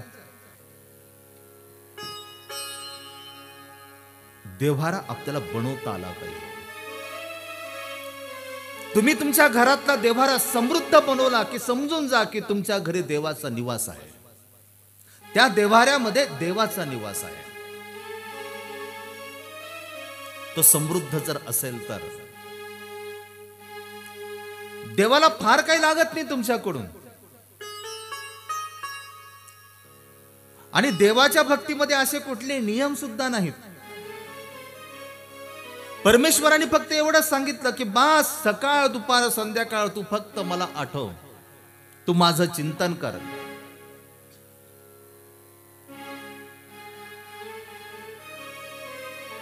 फक्त तू माझं चिंतन कर. आपण तर देवाचं चिंतन करत नाही, परंतु संसाराचं चिंतन करत असताना इतके चिंतातूर आपण होऊन जातो की आपण देवाला, देव समोर जरी असला तरी देवाला आपण पूर्णपणे विसरून जातो. आणि म्हणून याच्यामुळे आपलं जे जीवन आहे ते जीवन निस्तेज झालेलं जीवन पाहायला मिळतं. घरातलं पावित्र्य आपल्याला स्वतःला जपता आलं पाहिजे. घरामध्ये वावरत असताना आपण घरातील एक आदर्श पुरुष, एक आदर्श स्त्री या जबाबदारीने आपल्याला घरामध्ये वावरता आलं पाहिजे. पुरुष जर घरामध्ये जर जबाबदारीने जर तो जर वागला ना, तर तो घरामध्ये कधीच कटकटी घालणार नाही. आणि एरवी आपण काय करतो बरं, जरा थोडस सूक्ष्म दृष्टीने विचार करा बरं. जेही आणतो ते बाहेरूनच आणतो ना आपण सगळं घरामध्ये. शांत बस बर का, आज खूप कटकट झाली माझी बाहेर. अरे बाहेरची कटकट घरामध्ये कशाला आणतो? घरातून जाताना प्रसन्न असतो, घरामध्ये येताना मात्र तो निस्तेज झालेला असतो. शांत बसा, अजिबात काय लावायचं नाही, कोणी बोलायचं सुद्धा नाही. आज मला अजिबात बरं वाटत नाही, नाहीतर काही पण होऊन जाईल. बाहेरची कटकट घरामध्ये आपण आणतो. घरामध्ये असं सौंदर्य निर्माण झालं पाहिजे. ते घर ज्याप्रमाणे अत्रि ऋषी आणि अनुसया मातेची पर्णकुटी होती, त्या पर्णकुटीमध्ये फक्त आनंद होता, त्या पर्णकुटीमध्ये फक्त प्रसन्नता होती. अशी जी प्रसन्नता आहे, अशी जी पर्णकुटी आहे, ती आपल्याला स्वतःच्या घरामध्ये ती निर्माण करता आली पाहिजे. श्री दत्तात्रय प्रभूंच्या बालमूर्तीच्या लीळा सुरू आहेत. जो तो श्री दत्तात्रय प्रभूंच्या त्या बालमूर्तीच्या, श्रीमूर्तीच्या लीळा तो आनंदाने तेथे पाहत आहे. लहान मुलाचं वागणं असतं, चालणं असतं, बोलणं असतं, अत्यंत निरागस असतं. लहान मुलाकडे सतत पाहावंसं वाटतं. त्याचा चेहरा जो असतो ना, तो अत्यंत सात्विक असतो, तेजस्वी असतो. त्याच्या चेहऱ्यावर नैसर्गिक सौंदर्य असतं, त्याला काजळ लावण्याची गरज नाही. त्या सौंदर्यामध्ये आपण भर घालतो, त्याला आपण काजळ लावतो. उपजत मिळालेलं त्याला ते सौंदर्य आहे. आणि पुढचं जे त्याचं जे सौंदर्य आहे ते त्याच्या कर्मांवर अवलंबून असतं. तो मोठा झाल्यानंतर कशा पद्धतीने तो आपलं विहरण वर्तन करतो, त्यानुसार त्याचं सौंदर्य हे निर्माण होत असतं. आणि म्हणून बघा की ईश्वर अवतार ज्या ज्या वेळेला अवतार धारण करतात आणि बालमूर्तीच्या अपूर्व अशा प्रकारच्या लीळा त्यांच्या आपल्याला जे पाहायला मिळतात ना, ते कशासाठी बरं? ते फक्त यासाठी की आपल्याला सुद्धा, आता आपलं बालपण तर गेलं निष्ठून, पण ज्यांचं बालपण आहे त्या बालपणामध्ये तशा पद्धतीचा तो आनंद, तो संस्कार त्यांच्यावर निर्माण करण्यासाठी. आणि लहान मुलांना जशा पद्धतीने तुम्ही सुसंस्कारित कराल तशा पद्धतीने त्यांच्यावर संस्कार जडत जातात. एका मुलाला शिक्षा झाली, कारागृहामध्ये त्याला बंद केलं. विचारलं की तुझी शेवटची इच्छा काय? म्हटले, कारण आता तुझी आई वडिलांची भेट तुझी लवकर होणार नाही. तो म्हटला काहीच नाही, मला फक्त माझ्या आईला मला भेटायचंय, फक्त आईला भेटायचं. ते म्हटले की काय हरकत नाही. आईला बोलवलं, आईला म्हटलं आई मला तुला भेटायचं. आईला भेटत असताना पटकन त्यांनी काय केलं की आईच्या कानाला त्यांनी चावा घेतला. आई ओरडली, क्षणार्धात बाजूला झाली आणि विचारलं की काय करतो तू, माझ्या कानाला तू चावा का बरं घेतला? त्याने उत्तर दिलं, आई मी लहान असताना मला आठवतं, मी जत्रेमध्ये गेलो होतो आणि जत्रेमध्ये गेल्यानंतर मी एक वस्तू चोरून आणली होती. मी तुला ती वस्तू दाखवली. तुला वस्तू दाखवल्यानंतर तू इतकी आनंदित झाली, तू शेजारच्या 4 घरामध्ये सांगितलं, बघितलं माझं कार्ट एवढूस आहे, परंतु एवढ्या मोठ्या बाजारातून त्याने वस्तू चोरून आणली. तुला वाटलं मी खूप मोठा पुरुषार्थ केला. नाही ग आई, जर त्याच वेळेला जर तू 2 बोटांनी जर माझे कान जर पकडले जर असते ना आणि मला जर तू जर शिक्षा जर केली जर असते ना, तर आज माझ्यावर अशी वेळ आली नसती माझ्यावरती वेळ आली. लहान मुलावर तुम्ही कशा पद्धतीने संस्कार देतात त्यावर या सगळ्या गोष्टी अवलंबून आहेत. आणि परमेश्वर अवताराची जी बालमूर्ती आहे त्या बालमूर्तीच्या ज्या लीळा आहेत त्या लीळेतून हाच महत्वाचा बोध आपल्याला पाहायला मिळतो. आपण श्रीकृष्णांच्या बालमूर्तीच्या लीळा आपण पाहतो, भागवतामध्ये आपल्याला त्या पाहायला मिळतात. त्यातून खरा तर बोध आपल्याला हा घ्यायचा आहे, असं जे बालपण आहे ते बालपण निर्माण करता येईल का येणाऱ्या पिढीमध्ये. असं बालपण आपल्या घरामध्ये नाही, आणि जरी निर्माण करण्याचा कोणी प्रयत्न केला तरी आपण ते ठेवत नाही. आधीचे जे लहान मुलं होते त्या लहान मुलांकडे त्यांना संस्कारित करत असताना माता वर्ग वेगळ्या पद्धतीने त्यांच्यावर संस्कार करायचा. आता जन्मल्याबरोबर 2-3 महिन्याचा मुलगा होत नाही, तो रडायला लागला की हातामध्ये काय असतं, काय असतं हातात, पुस्तक असतं का, पुस्तक असतं, मग काय असतं मला नाही आठवत, काय म्हटले ते, असं मोठ्याने सांगा ना, काय, हा मोबाईल, मोबाईल. आता तो रडतोय आणि याच्या मागचं विज्ञान सांगू आणखीन. तुम्ही कुठल्याही डॉक्टरला विचारा, डॉक्टर तुम्हाला सांगेल की लहान मुलं रडतात ना त्यांच्या आरोग्यासाठी चांगलं असतं. लहान मुलं जेव्हा रडतात ना, ओक्साबोक्सी जेव्हा रडतात ना, तेव्हा मेंदूमध्ये एक वेगळीच प्रक्रिया सुरू असते आणि मेंदूतल्या ज्या पेशी आहेत त्या परिपक्व, त्या मजबूत होत असतात की ज्यांच्यामध्येच पुढे सगळा संग्रह तयार होत असतो. म्हणजे त्याची जी मेमरी आहे ती मेमरी परिपक्व होते जेव्हा तो रडत असतो. त्यावेळेला आपण काय करतो, तो रडायला लागला की दुसरीच मेमरी आणून ठेवून देतो त्याच्यासमोर. बरं, त्याच्यामध्ये आपण काय असं श्यामची आई नाही दाखवत त्याला, त्याच्यामध्ये त्याला आपण काय एखाद्याचा आदर्श आपण त्याला दाखवत नाही, त्याच्यामध्ये आपण काय दाखवतो, कार्टून. थोडस जरा चिंतन करा, कार्टून या शब्दाचा अर्थ काय होतो. आणि विदेशामध्ये कार्टून या शब्दावर संशोधन करत असताना त्यांनी काय सिद्ध केलं, कार्टून म्हणजे निर्जीव असलेला मनुष्य, कार्टून म्हणजे वेडा मनुष्य, बुद्धी नसलेला मनुष्य. आणि लहान मुलांच्या हातामध्ये मोबाईल देऊन आपण ते कार्टून त्यांना दाखवतो आणि मुलगा सुद्धा त्याच्यामध्ये रममान होतो. तुमचा लहान मुलगा मोठा झाल्यावर का बरं कार्टून होणार नाही, होईल ना कार्टून. आणि काही काहींचे पप्पा तर असे असतात, माहितीये माझ्या कार्टूननी काय केलं आज, वर्ण पुन्हा कार्टून. कार्टूनचा अर्थ काय आहे. श्री दत्तात्रय प्रभूंच्या बालमूर्तीमधून हा आदर्श आपल्याला घ्यायचा आहे. तो आदर्श पुन्हा एकदा आपल्या हातवर, दत्तात्रेया जय दत्तात्रेया, जय जय बोला दत्तात्रेया, जय दत्तात्रेया, जय जय बोला दत्तात्रेया, दत्तात्रेया जय दत्तात्रेया, जय जय बोला दत्तात्रेया.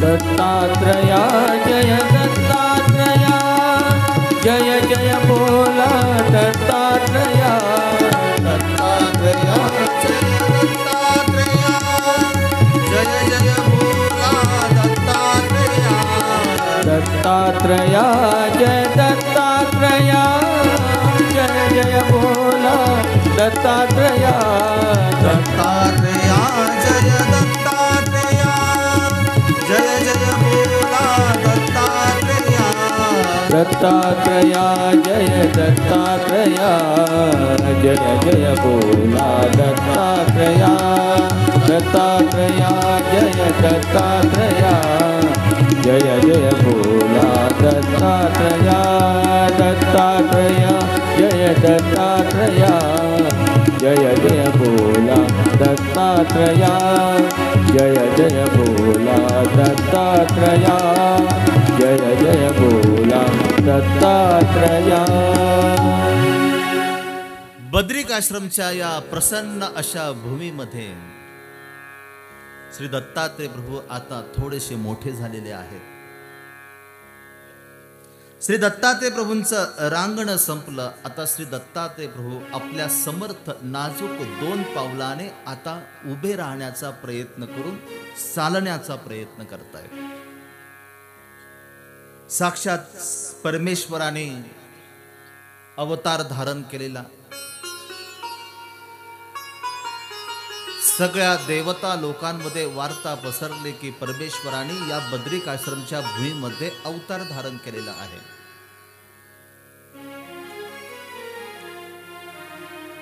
81 कोटी 1.25 देवता ज्याच्या आदेशाने आपलं वर्तन करत असतात, तो परमेश्वराचा उभय दृश्य अवतार तो म्हणजे श्री दत्तात्रेय प्रभू.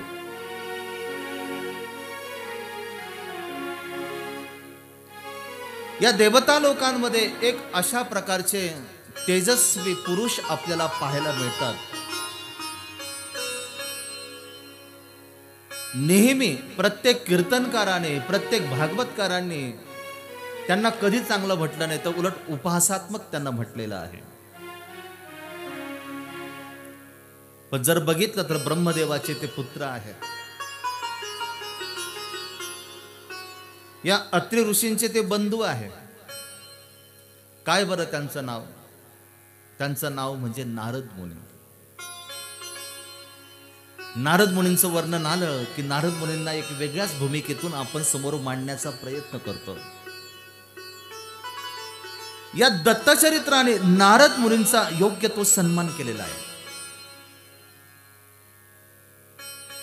नारद मुनी ज्यांना कुठलं बंधन नाही, तिन्ही लोकांमध्ये ज्यांचं विहरण वर्तन आहे, ज्यांना कधी पासपोर्टची गरज नव्हती, ज्यांना कधी व्हिसा लागत नव्हता, ज्यांना कधी परवानगी लागत नव्हती, त्यांच्या मनाला वाटेल त्या वेळेला ते तिथपर्यंत जायचे. ज्यांची आठवण आली त्यांची भेट गाठी ते घ्यायचे. आणि आश्चर्य म्हणजे असे हे पाहुणे प्रत्येकाला हवे हवेसे वाटत होते. नारद मुनी माझ्याकडे आले पाहिजे, देवर्षी आहेत ते माझ्याकडे आले पाहिजे. हा एकमेव अशा प्रकारचा पाहुणा की जो प्रत्येकाला वाटत होता की ते माझ्या घरी आले पाहिजे. नाहीतर आपल्या घरी पाहुणे येतात, त्याच्यामध्ये सुद्धा तुम्हाला माहीतच आहे, माहेरचा जर असला तर गोड आहे, आणि सासरचा जर आला तर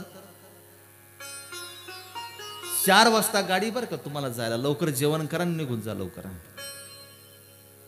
आणि माहेरचा जर असेल तर नाही हो, गाडी बिडी येत नाही, खूप फुले, आता लग्नाचा सीझन चालू आहे, 2 दिवसांनी जा ना, काय एवढी घाई तुम्हाला, एवढी काय घाई तुम्हाला, लगेच म्हणतो आपण. आणि म्हणून पाहुणे आपण तपासून घेतो. पाहुणा जर योग्य जर असेल तर बरा, तो योग्य जर नसेल तर मग म्हणतो काही कामाचं नाही. मला कोणीतरी एक गोष्ट सांगितली एका पाहुण्याबद्दल. म्हणे एका घरी एक पाहुणा गेला, मुलीकडचा होता. मुलीला खूप आनंद वाटला की बऱ्याच दिवसांनी माझ्या गावाकडचा पाहुणा आला. पहिल्याच दिवशी मस्तपैकी पुरणपोळीचा बेत, गोड जेवण केलं. तो थकून आला होता, सकाळी उठला, त्याला गरम पाणी दिलं आंघोळीला.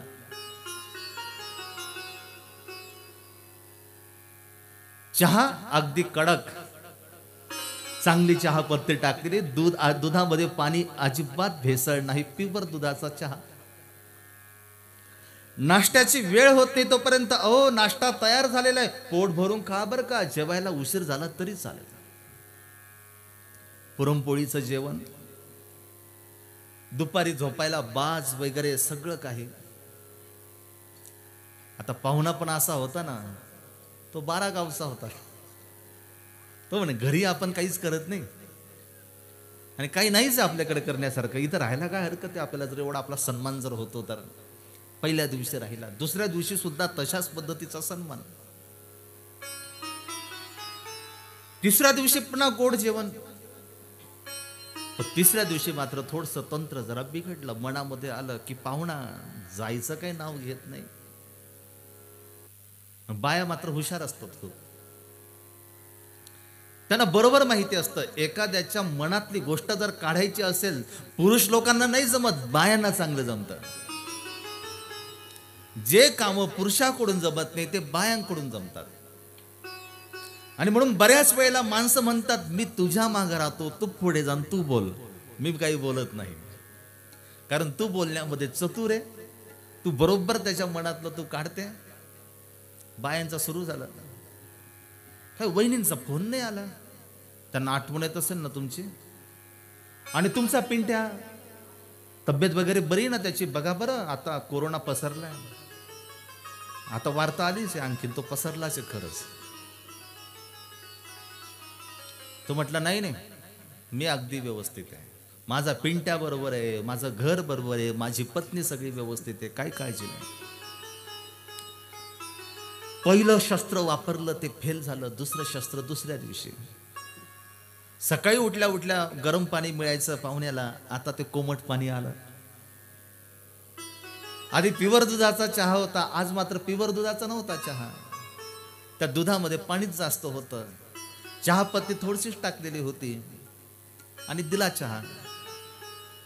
पाहुणा मात्र खरा म्हणजे भगवद्गीतेमधला तो योगी होता. संतुष्ट सततम योगी.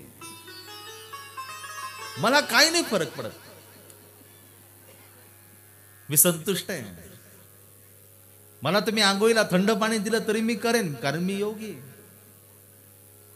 आणि मला तुम्ही असा पाण्याचा चहा जरी आणून दिला तरी काही फरक नाही पडत, कारण मी चवीसाठी खातच नाही, कधी पितच नाही काय.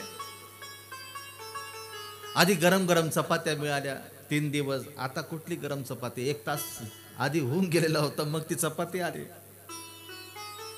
काय करावं काय कळत नाही. 5वा दिवस उजाडला, पाहुणा काही जाण्याचं नाव घेत नाही. दुसरं अस्त्र वापरलं हे, पण यातही पाहुणा मात्र अगदी संतुष्ट होता. काय केलं पाहिजे, काय केलं पाहिजे. 7-8 दिवस झाले आणि मग एका दिवशी ठरवलं दोघांनी. आता बघा, पती पत्नीची जेव्हा युती होते ना, तेव्हा काही पण होऊ शकतं. फक्त त्यांची एकमत झालं पाहिजे. त्यांचं एखाद्याशी भांडण होऊ द्या, आणि भांडण झाल्यानंतर फक्त त्या दोघांना भांडण्यासाठी फक्त जाऊ द्या. पण जेव्हा ते भांडण करण्यासाठी जातात ना, तेव्हा त्यांच्यामध्ये एकमत पाहिजे. आणि त्यांच्यामध्ये जर एकमत जर असेल ना, तर ते भांडण एखादं महायुद्धासारखं होतं. इतर देश फक्त काय टाकतं की बॉम्ब टाकतं. आमच्या तोंडामध्ये अणुबॉम्ब लपलेला आहे. आम्ही एकच अणुबॉम्ब सोडतो. 25 वर्ष झाली तरी त्याचा प्रभाव कमी नाही होत.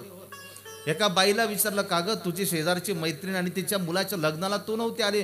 तो जेव्हा पाळण्यात होता ना, ज्याचं लग्न झालं तो जेव्हा पाळण्यात होता ना, माझा पोरगा तिथं गेला आणि तिने त्याच्या गालात मारली. मला एवढा राग आला ना, मी तिला शिवी दिली, मी त्याच्या लग्नाला पण नाही गेले. किती वर्ष झाले? 25 वर्ष. मुखातून टाकलेला शब्दाचा अणुबॉम्ब 25 वर्ष जसा आहे तसा तो टिकलेला होता. काय करावं काही कळेना दोघांना. दोघांची युती झाली. म्हटले बघ बाई, आता एकच काम करावं लागणार. पाहुण्याला आपल्याला घरातून काढायचंय, त्याला आपण जा असं म्हणू शकत नाही. आता एकच काम कर. त्याने हातामध्ये एक काठी घेतली, आजच्या खोलीमध्ये गेला, तिचा हात पकडला, चल म्हटला आतमध्ये. तिला म्हटले बघ घाबरू नको, तुला मी मारत नाही, कारण आपलं नवीनच लग्न झालंय, तुला मारून मी कुठे जेवण करू. तुला मी मारणार नाही, तू काळजी करू नको. मी या पोत्यावर फक्त काठी मारत जाईन, आणि जशी काठी मारली तशी तू फक्त ओरडत जा. ती म्हटली मी लहानपणी नाटकामध्ये मी काम केलंय म्हटले, आणि मला चांगलं हुबेहूब सगळं जमतं म्हटले. झालं त्यांचे पराक्रम सुरू. तो पोत्यावर काठी मारायचा, ती जोरात ओरडायची, दरवाजाच्या फटीतून बघायचे पाहुण्यावर काही परिणाम होतो का. आता पाहुणा ते वृत्तमानपत्र वाचत होता, वर्तमानपत्र. आता ते वर्तमानपत्र वाचत असताना तो असा बघत सुद्धा नव्हता ना. तिकडं काही जरी झालं तरी मला काही घेणे देणे नाही, मी मात्र संतुष्ट सततम योगी. म्हटले की आता नाही, आता स्पीड वाढवावं लागेल. तिला म्हटलं की बघ, जोर जोरात ओरड, आता तुला जेवढं ओरडता येईल तेवढं तू ओरड, कसंही करून पाहुणा गेलाच पाहिजे. ती म्हटले काहीच हरकत नाही. यांनी जोर जोरात काठी मारायला लागला, ती जोर जोरात ओरडायला लागली. दरवाजाच्या फटीतून बघितलं, बास आता गड आपण जिंकला, पाहुण्यानी पेपर ठेवला. इकडे तिकडे बघितलं, आपली बॅग घेतली, 2-3 कपडे त्याच्यामध्ये भरले, ती बॅग त्याने हातामध्ये धरली. पुन्हा इकडे तिकडे फिरून बघितलं आणि अगदी दबक्या पावलाने पाहुणा घराच्या बाहेर निघाला. जसा तो घराच्या बाहेर निघाला, हे ज्या पद्धतीने एखादा वर्ल्ड कप आपण जिंकतो ना, तशा पद्धतीने आनंद झाला दोघांना. आणि मग काय, तो म्हटला मी काय कमी का, एवढ्या काठा मारल्या पोत्यावर, पोत फाटलं, पण तुला लागू दिलं का. ते म्हटले मी पण काही कमी का, तुमचा काठीचा जसा आवाज आला तसं मी जोरजोरात ओरडले, अगदी हुबेहूब मी ओरडली का नाही. दोघांचं श्रेय चालू होतं. ती म्हणली की नाही माझ्यामुळे, तो म्हटला की नाही माझ्यामुळे. दोघे एकमेकाला म्हणत होते की बघा माझ्यामुळे तो पाहुणा गेला. तेवढ्यात बाहेर गेलेला पाहुणा बॅग धरून हातामध्ये येतो, तोही म्हणतो मी सुद्धा गेल्यासारखंच नाटक केलं, पण मी मात्र अजून गेलेलो नाही.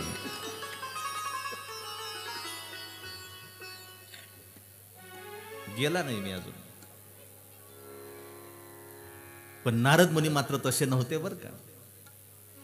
नारद मुनी असे अतिथी होते, नारद मुनी असे पाहुणे होते की प्रत्येकाला ते हवे हवेसे ते वाटत होते. तिन्ही लोकांमध्ये त्यांचं गमन आहे, ऋषितुल्य व्यक्तिमत्व आहे, संसारामध्ये पडलेलं नाही. बास फक्त निराकार असलेल्या परमेश्वराचं नामस्मरण करावं आणि इकडे तिकडे आपण जावं. त्या नारद मुनींच्या मनामध्ये प्रश्न निर्माण झाला. बघा आता येथे नारदांचा खरा सन्मान केलेला आहे, नारद मुनींचा खरा सन्मान इथं आहे. आणि अशा या नारद मुनींचा सन्मान कुठल्याही ग्रंथामध्ये आपल्याला पाहायला नाही मिळत. नारद मुनी ध्यान साधना करत असताना विचार करताय. 4 युग झाले, एकूण किती युग आहेत तर 4 युग आहे. 32 लक्ष वर्षाचं कृतयुग आहे, 16 लक्ष वर्षाचं त्रेतायुग आहे, 8 लक्ष वर्षाचं द्वापार युग आहे, 4 लक्ष वर्षाचं कलियुग आहे. आणि नारद मुनी चिंतन करताय की 32 लक्ष वर्षाचं कृतयुग आता संपलेलं आहे. विचार करतायत, परिवर्तन घडतं माणसामध्ये. परिवर्तन प्रत्येक गोष्टीवर घडतं. अरे आधी आपली शेती किती होती, आपण 100-200 एकरचे आपले पूर्वज मालक होते शेतीचे. आता परिवर्तन किती घडलं, फार झालं तर 50 एकर आणि फारच झालं तर 100 एकर, त्याच्या पलीकडे नाही. आधी आपलं जे घर होता तो एक विशाल अशा पद्धतीचा वाडा होता. तुम्ही म्हणाल पुन्हा बाबा तिथं झाले 1 BHK वर. आता मात्र पुन्हा आपण छोट्या घरामध्ये आलो. हे परिवर्तन आहे. आधीचे दिसणारे जे डोंगर आहे ना, ते डोंगर एवढे मोठे होते, त्याच्यावर सुद्धा आकर्षण बसत चाललं. आकर्षण. तुम्ही जा गोवर्धन पर्वताला, जा गोवर्धन पर्वताचं जे वर्णन आलेले भागवतामध्ये आणि आता प्रत्यक्षात असलेला गोवर्धन पर्वत तुम्ही पहा, त्याच्यावर सुद्धा आकर्षण बसलेलं आहे. नारद मुनींना जो प्रश्न पडला, तो प्रश्न आजपर्यंत कोणालाही पडलेला नव्हता. इथं खरं नारद मुनींचं श्रेष्ठत्व दडलेलं आहे. नारद मुनी विचार करतात, इथल्या जड वस्तूवर आकर्षण आहे, चेतन वस्तूवर आकर्षण आहे. देवता लोकांमध्ये सुद्धा काही परिवर्तन झालं असेल ना, कारण मुळातच देवता या बंधनाने युक्त आहेत. लोकांनी त्यांना परमेश्वराचा दर्जा दिला, परंतु देवता मात्र त्या पदापर्यंत नाही पोहोचू शकल्या. आणि मग देवता लोकांवर सुद्धा काहीतरी बदल झाला असेल ना, त्यांचे विचार बदलले असतील ना. आधी त्यांच्यामध्ये अहमभाव नव्हता, परंतु आता मात्र त्यांच्यातला जो अहमभाव आहे, तो अहमभाव आता जागृत झाला असेल ना. आपण तपासलं पाहिजे. श्रेष्ठ लोकांनी कधीही तपासण्याचं काम केलं पाहिजे. तुम्ही तुमच्या घरातील वयोवृद्ध आहात ना, तुम्ही तपासलं पाहिजे. मी पहिल्यांदा बघितलं की ज्या घरामध्ये माझा मुक्काम आहे, रोज सकाळी बाबा येतात, त्या घरातले वयोवृद्ध बाबा. बाबा व्यवस्थित आहे ना सगळं? चहा मिळाला का तुम्हाला? आंघोळीला गरम पाणी मिळालं का? काही जर वाटलं तर मला सांगा बरं का, काही जरी लागलं तर मला सांगा बरं का. हे आहे श्रेष्ठ व्यक्तीचं महत्वाचं काम. त्यांची जबाबदारी ती आहे. त्यांची जबाबदारी ही नाही अजिबात इकडं जायचं नाही, तिकडं जायचं नाही, अजिबात तुझ्या नावावर मी काही करून देणार नाही, ही जबाबदारी नाही त्यांची. त्यांची जबाबदारी ही लक्ष ठेवणे. आणि नारद मुनी आता आपली जी जबाबदारी आहे ती जबाबदारी आता पार पाडतायत. प्रश्न एकच आहे, इथल्या सजीव सृष्टीवर परिवर्तन होतं तर देवता लोकांवर परिवर्तन झालं नसेल का बरं? त्यांचेही विचार बदलले असतील ना, त्यांचंही मन आता बदललेलं असेल ना. अरे इथले माणसं बदलतात. 100 वर्षापूर्वीचा असलेला एखादा मनुष्य, तो मनुष्य आज नाही आपल्याला पाहायला मिळत. आणि आजचा जो मनुष्य आहे, जेव्हा तो स्वतःचा चेहरा आरशामध्ये जेव्हा तो पाहतो ना, त्याला स्वतःची लाज वाटू लागते. हा तोच आरसा आहे की 100 वर्षाचा मनुष्य जेव्हा त्या आरशाकडे पाहायचा तेव्हा त्याचा चेहरा त्याला प्रसन्न वाटायचा. आज आरसा सुद्धा म्हणत असेल की तुझी लायकी नाही रे माझ्या समोर उभी राहण्याची, तुझी लायकी नाही.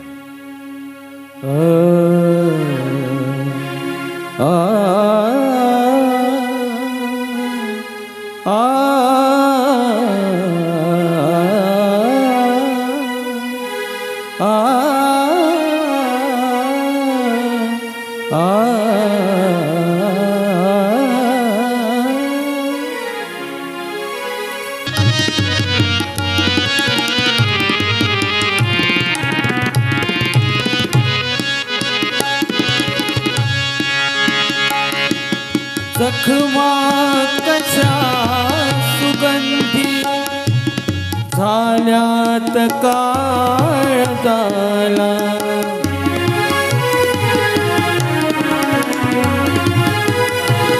जखमा कशा सुगंधी जखमा जखमा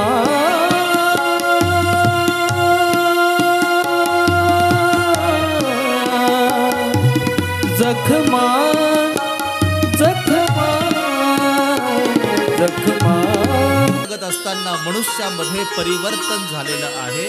नारद मुनींचा शोध फक्त एकच आहे की देवता लोकांमध्ये बदल झाला असेल ना. नारद मुनींनी ठरवलं की बस भाताची परीक्षा ही शीतावरनं होत असते. आपला भात शिजलेला आहे का एक जरी शीत तपासलं तरी पुरेसा आहे. या देवता लोकांपैकी उच्च असलेल्या ज्या देवता आहे पास आपल्याला फक्त त्यांचं परीक्षण करायचं.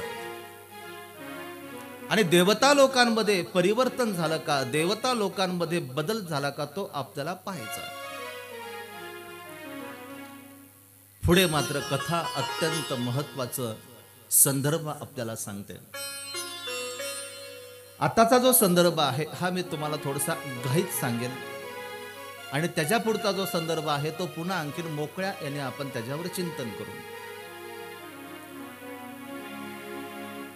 नारद मुनी पहिल्यांदा जातात ब्रह्मदेवाच्या महालामध्ये. ब्रह्मदेव कुठेतरी बाहेर गेलेले आहेत. विचारलं, तपास केला, म्हटले की ब्रह्मदेव बाहेर गेले. सावित्री आहे, सावित्रीच्या महाली जातात, तिला वंदन करतात आणि तिला म्हणतात, कशी आहेस, बरी आहेस, तब्येत वगैरे प्रकृती वगैरे चांगली? ती म्हटली, होय नारदा, अगदी व्यवस्थित आहे, चांगली तब्येत आहे माझी. बराच वेळ वार्ता चालली इकडची तिकडची. आपल्याकडे सुद्धा जेव्हा दोन लोक एकत्र येतात तेव्हा आपल्यामध्ये वार्ता चालते. कधी कधी गुणांची वार्ता असते, कधी कधी दोषांची वार्ता असते. देवाला गुणांची जी वार्ता होते ती वार्ता प्रिय असते. आणि म्हणून अशी जेव्हा वार्ता होते तेव्हा धर्मशास्त्रामध्ये हिला धर्म वार्ता म्हणतात. कारण इथं गुणांची वार्ता आहे, इथं परमेश्वरांच्या लक्षणांची वार्ता आहे. येथे चिंतन आहे ते जीवांचं चिंतन आहे. आणि ज्या ठिकाणी फक्त दोषांचं चिंतन असताना दोषांची वार्ता जिथे होते ना त्याला निंदा असं म्हणतात. नारद मुनी सावित्री मातेचा दोघांचा अगदी छानसा संवाद सुरू आहे. देवर्षींनी सांगितलं, नारद मुनीने सांगितलं, मी आत्ताच बद्रिकाश्रमावरनं आलो. ते म्हटले छान झालं तू आला. अगं माते काय सांगू तुला, अगं त्या बद्रिकाश्रम मध्ये जी अनुसूया जी माता आहे ना, अगं खरंच असूया रहित आहे, नावाप्रमाणे आहे. ते अगदी नावाप्रमाणे आहे, असूया रहित आहे. आणखीन पुढे वार्ता सुरू झाली. आणखीन पुढे ते चिंतन करतायत, सांगतायत, आणखीन वेगवेगळ्या पद्धतीचा निरोप देतायत. आणि निरोप देत असताना म्हणतात की आत्ता आलो बद्रिकाश्रमावरनं, तेथे श्री दत्तात्रेय प्रभूंनी अवतार धारण केलेला आहे. ती म्हटली अरे वा छान, बऱ्याच दिवसाची प्रतीक्षा होती बर का, की त्यांच्या पोटी एखादा रत्न जन्माला आला पाहिजे. हो मी ऐकलं, चांगली गोष्ट आहे. अगं म्हटले माते काय सांगू त्याचं तेजस्वी, त्याचं लावण्य मी तुला काय सांगू.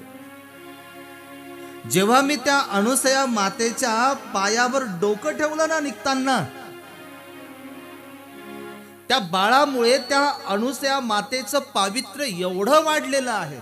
एकतर ती पतिव्रता आहे, असूया रहित आहे, ती कोणाचाही द्वेष करत नाही, म्हणून ती अनसूया. आणि म्हटले माते तुला काय सांगू मी, जेव्हा मी तिला नमस्कार केला ना, तर नमस्कार केल्यानंतर तिच्या पायाच्या बोटाचे जे नख आहेत त्या नखामध्ये मला तुझी मूर्त पाहायला मिळाली. झालं का, मी एवढ्या उच्च देवताची पत्नी आणि ती अनुसूया राहते त्या मृत्यू लोकामध्ये, अत्रि ऋषीची पत्नी, सर्वसामान्य असलेली महिला. आणि नारद काय म्हणतात की तिच्या पायाच्या बोटातल्या नखांमध्ये माझी मूर्त दिसली. नाही रे नारदा, मला नाही पटत, तू काही नको सांगू मला. अगं माते खरं बोलतोय मी तुला, मी कधी खोटं बोलेल का, कधी ऐकलं नारदाने कधी खोटं बोललेलं नाही. हे पण खरं आहे, नारद तर कधी खोटं बोलत नाही. ईर्ष्या जागृत झाली असेल, प्रतिव्रता असली म्हणून काय झालं, शेवटी मृत्यू लोकातली ना ती. आणि देवता लोकांपेक्षा उच्च असलेल्या देवतांची मी पत्नी. मनाला पटलं परंतु पचायला मात्र तयार नाही. बऱ्याच वेळेला आपल्याला पटतही नाही आणि आपल्याला पचतही नाही. पचवता आलं पाहिजे. संतांचं उदाहरण देत असताना एकनाथ महाराजांचं उदाहरण आपल्याला पाहायला मिळतं. काय झालं, नाथांनी किती पचवलं, पचवण्याला सुद्धा काही मर्यादा असतात ना. इतकं पचवलं की स्वतःच्या पत्नीच्या पाठीवर येऊन बसल्यानंतरही म्हणतात की आपल्या पोराची काळजी घे बर का. आणि पत्नी पण किती गुणवान पत्नी म्हणते की आई कधी आपल्या मुलाला पडू देते का.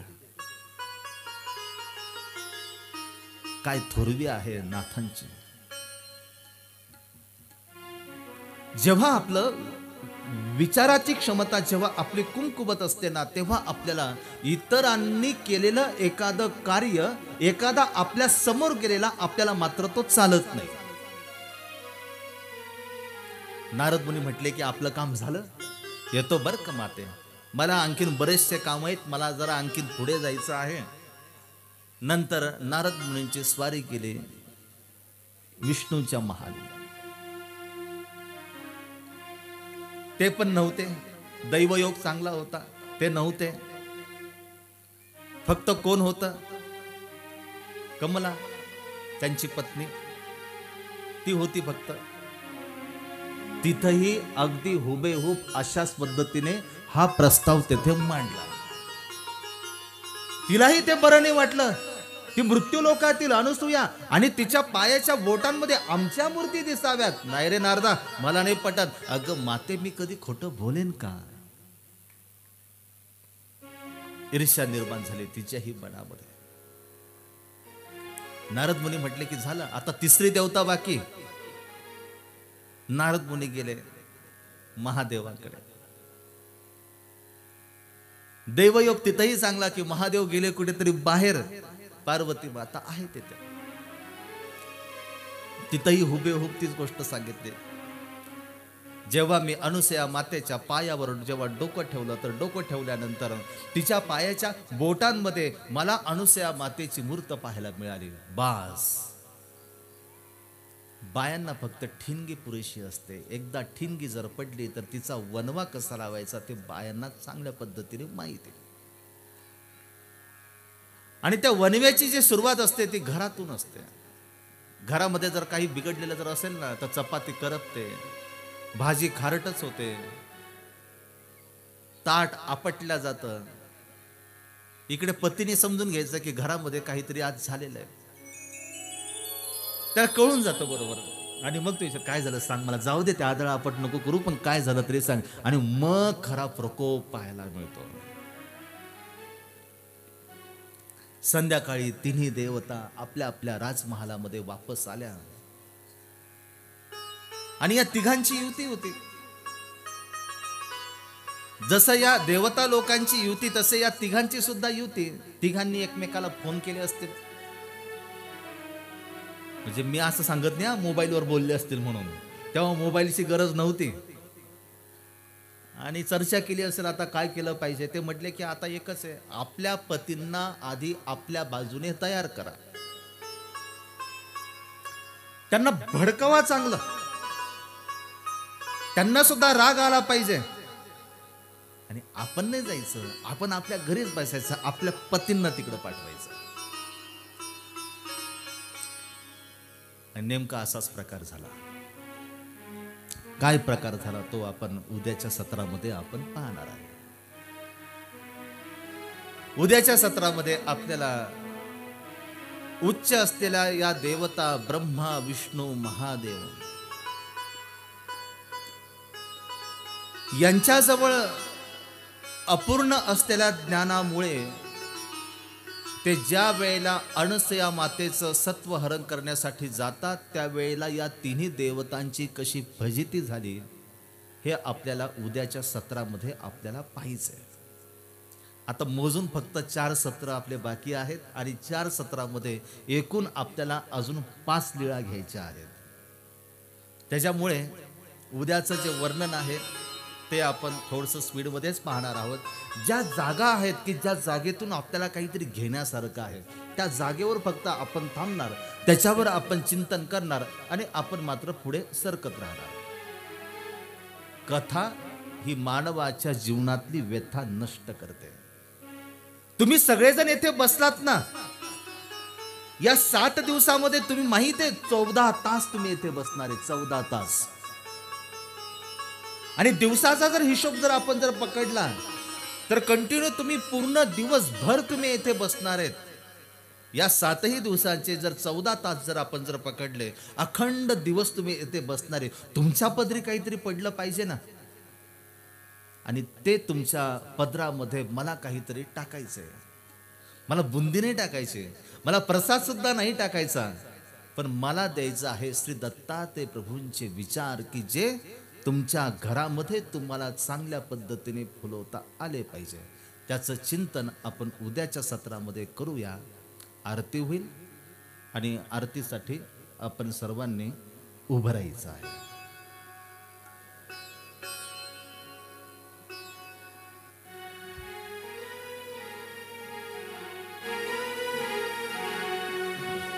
जय जय अवधूता प्रभुराया, अवधूत प्रभुराया, हो जय जय अवधूत प्रभुराया।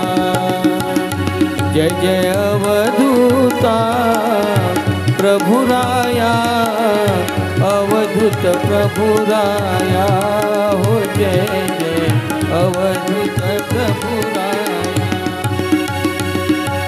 ऋषिवंशी प्रभु अवतरलासी, भक्त तारामया प्रभु रे, भक्त तारामया। जय जय अवधूता प्रभुराया, अवधूत प्रभुराया, हो जय जय अवधूत प्रभुराया।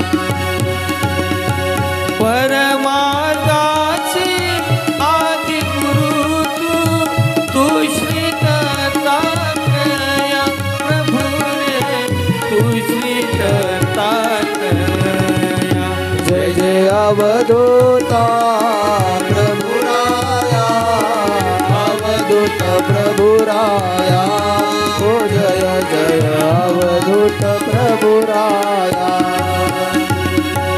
खांदा कामन पारधिवेश, त्रितापदातील वाया प्रभु रे, त्रितापदातील वाया। जय जय अवधूता प्रभुराया, अवधूत प्रभुराया, हो जय जय अवधूत प्रभुराया।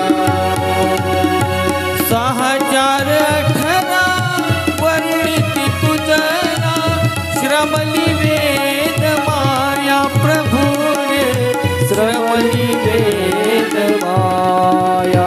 जय जय अवधूता प्रभुराया, अवधूत प्रभुराया, हो जय जय अवधूत प्रभुराया।